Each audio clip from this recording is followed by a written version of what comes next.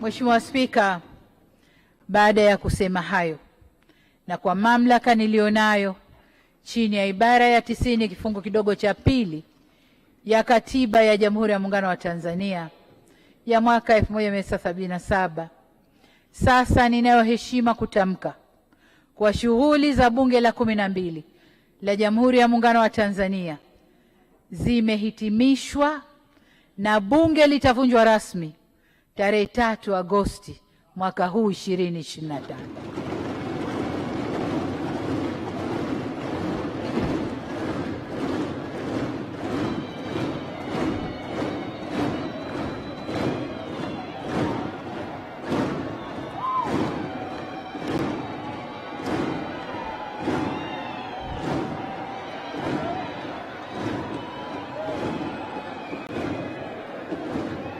Waheshimiwa wabunge, asante.